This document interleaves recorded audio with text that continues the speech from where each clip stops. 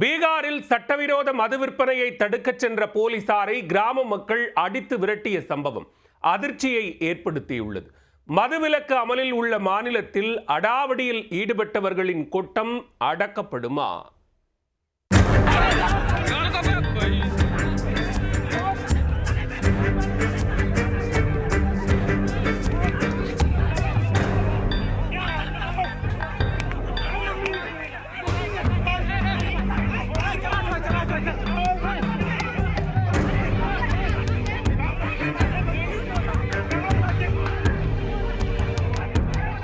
சாராயம் காய்ச்சி விற்பவர்களை கூண்டோடு பிடிக்க துப்பாக்கியுடன் சென்ற போலீசாரை பெண்களுடன் சேர்ந்து அடாவடி கும்பல் தடியால் அடித்து விரட்டும் காட்சிதான் இது.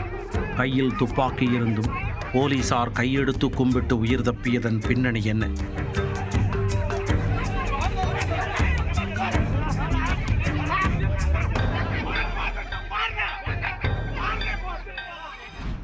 பீகார் மாநிலத்தில் முதலமைச்சர் நிதிஷ்குமார் தலைமையிலான முந்தைய அரசு கடந்த 2016ஆம் ஆண்டு பூரண மதுவிலக்கை அமல்படுத்தியது.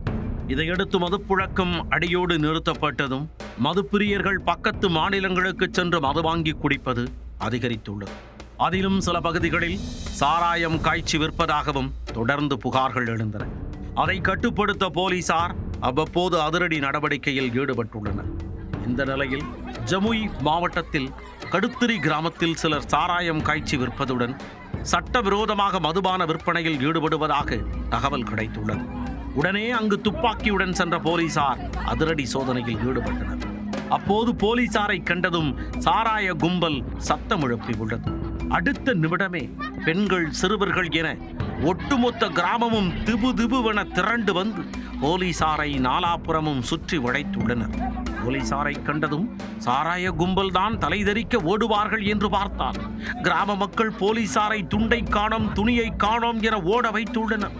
அப்போதுதான் கிராம மக்களின் ஆதரவுடன் மதுபான விற்பனை நடைபெறுவது போலீசாருக்கு தெரிய வந்துள்ளது.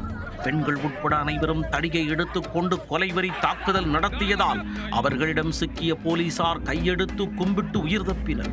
ஒரு சிலர் துப்பாக்கியை பறிக்க முயன்றதால் பெரும் பரபரப்பு ஏற்பட்டது.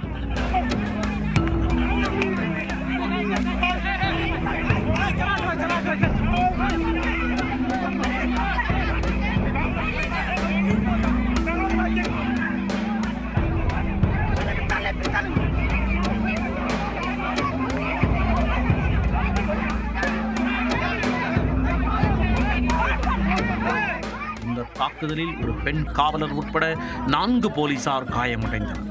இச்சம்பவம் குறித்து வழக்கு பதிவு செய்த போலீசார் 6 பெண்கள் உட்பட 13 பேரை கைது செய்துள்ளனர். மேலும் தலைமறைவாக உள்ள சிலரை பிடிக்க போலீசார் தேடுதல் வேட்டையில் இறங்கி உள்ளனர். சாராயம் மற்றும் மதுபான விற்பனையை தடுக்க துப்பாக்கியுடன் சென்ற போலீசாரை கிராம மக்கள் தடியால் அடித்து விரட்டிய சம்பவம் பீகாரில் அதிர்வலையை ஏற்படுத்தியுள்ளது.